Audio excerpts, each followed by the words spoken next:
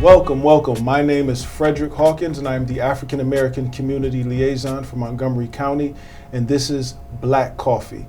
Black Coffee is a podcast that amplifies Black voices and initiatives in Montgomery County. This program is a community program that pushes for community progress. And today we have a special episode. We have two very special Summer Rise interns with us today. I'm super excited. Before we start, I would like to say thank you, and we are all very proud of you for what you're doing, what you have done, and what you will become. So thank you. Thank you. So we're going to jump right in because we all want to hear what the young people are talking about. What do you think? Because the world will become yours very soon. All right? So my first question, first, introduce yourselves to the audience. And what school did you go to, your year? My name is Miata Muse, and I'm a rising senior at Northwood High School, and I'm excited to be here. Hi, my name is Kobe Benton. I'm a rising senior at Bermuda High School, and I'm also excited to be here. All right, excited to have you. Thank you, guys. Thank you. So, first question, what is the general feeling of the youth in regards to their voice? Do they feel that they have power? Do they feel powerless, empowered? What are your thoughts? I think that a lot of the youth feel unheard and powerless because we're constantly told by older generations that our opinions aren't valid and that we are too young to act on things. But also a lot of the time, youth are very powerful and they can do all types of things. So of course, it's kind of mixed. Yeah. I understand. What about you? What are your thoughts? Of course, I think that this question can go certainly one of two ways. On one hand, we have our generation, who is as involved. I'll rephrase that. We're involved and informed in a way that past generations really haven't been. You know, we're perhaps the most involved, again, to use that word again, generation in decades. And these issues that we've seen in our country and our world, we aren't just completely fenced off from them. We talk about them, we litigate them in our schools, you know, in social situations, and on social media. So on that hand, I do think that we are certainly empowered to affect change in our world. But on the other hand, I do feel that the level of self-efficacy and political efficacy in our generation is perhaps lower than it should be. I think that our belief in our abilities to change things is lower than it was in past generations. So I do think that we are both empowered and powerless in ways. Thank you for that. Very detailed. When was the first time you realized your voice had power? How about you? What do you think, Kobe? Oh man, it's a crazy question. Because I really can't point to one time specifically, because I will say that I'm fairly new to this sphere, you know, when it comes to government and politics and really getting involved in my community. Okay. So I'll just say, I'll kind of cheat here and say that just over the past year, in general, I've become aware of my ability to change things, so. Yeah, I like that. There's no one event I can point to, per se.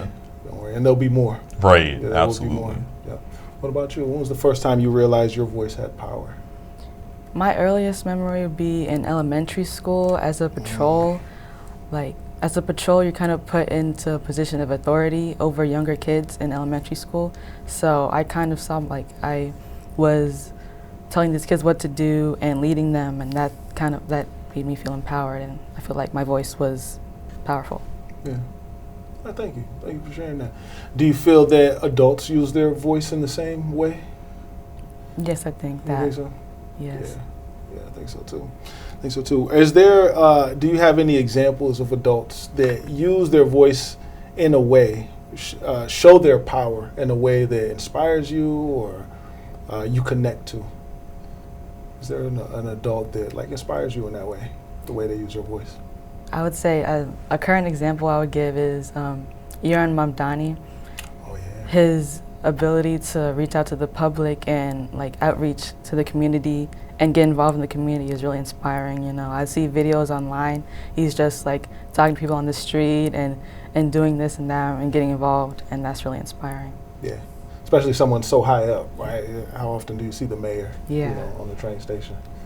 Yeah. What about you? Any adults that inspire you in that way? I'll point to Florida Congressman Maxwell Frost. He's the first Gen Z congressman, so I'm sure you're well aware of. Uh-huh. As far as I'm aware, he first got into politics after the Parkland shooting back in 2018. So it's definitely something that's very much of our time. And he's very much in touch with the issues that face all Americans, really, but especially the youth. And I think that he's really breaking the mold, because I do think that a lot of times people feel as if younger people are disconnected from what's going on in our society, and that's just not true. So I really do think that he is a good counter argument to that commonly held belief. So I really do admire his passion and his work and all that he does for people in his constituency, and indeed for all that he does for our generation, especially. Yeah, appreciate that. Appreciate your answers. Yeah, when I see him, people like him, even you guys, it does give me hope. I already had hope, but now I know that the future is in good hands. Definitely. So, what's one thing that adults can do better in terms of engagement and empowering young people? I feel like adults have all the answers, right? But they don't. So what do you think, what's a strategy that can happen, that can be done by adults to empower you guys and to do better? I think that adults can enter conversations with an open mind and not overpower the youth voices. I think that because we're young, we're told like we're too unexperienced, but I think that we could work with older generations and like learn from their experiences and have open conversations to mitigate that bridge between the older generations and the younger generations. What can you unpack that, overpower? Well, and both of you guys can jump in. What is something that adults do to overpower the youth voice?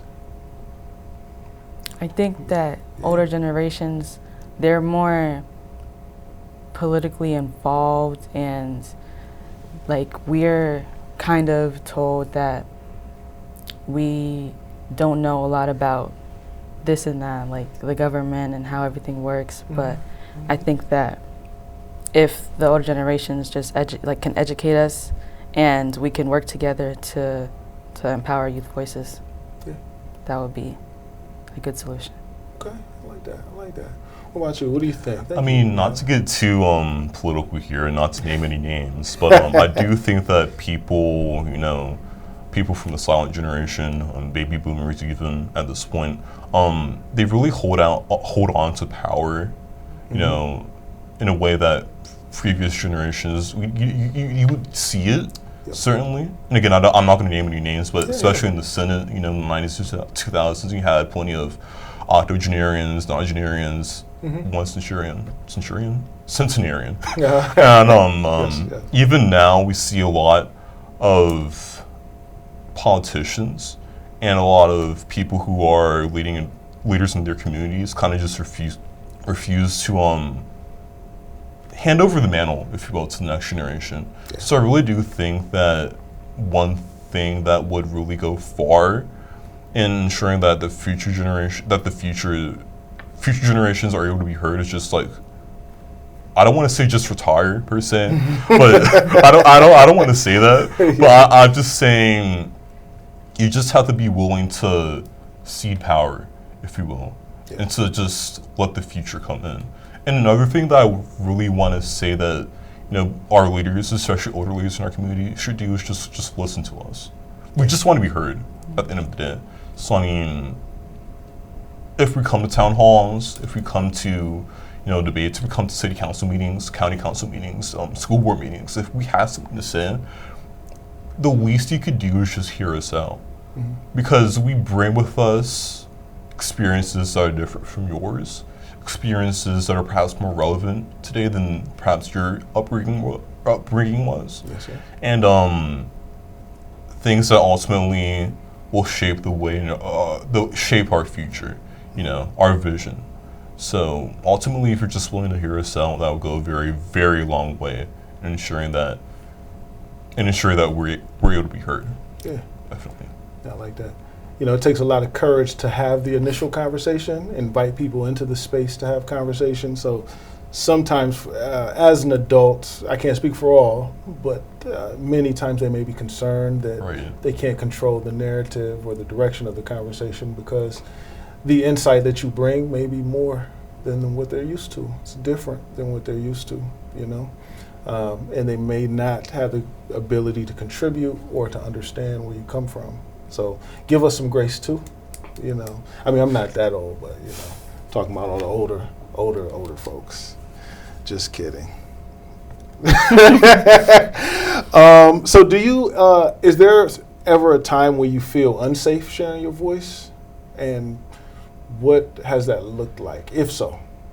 Maybe not unsafe per se, but you really want to, you try to tread lightly, definitely, because there is some, living here especially, is so diverse when it comes to thought, when it comes to background, when it comes to religious beliefs, race, of course. So we want to make sure that what you say, if anything, isn't going to offend anyone that you don't mean to offend. And especially nowadays, I feel that we fail to, listen to nuance. And we fail to really hear the other side, if you will. So you do almost censor yourself in a way. Yeah. Not necessarily insofar as you go as far to say nothing at all, but just that insofar as you really just try to say the right things, if you will, for want of a better word for that. Yeah.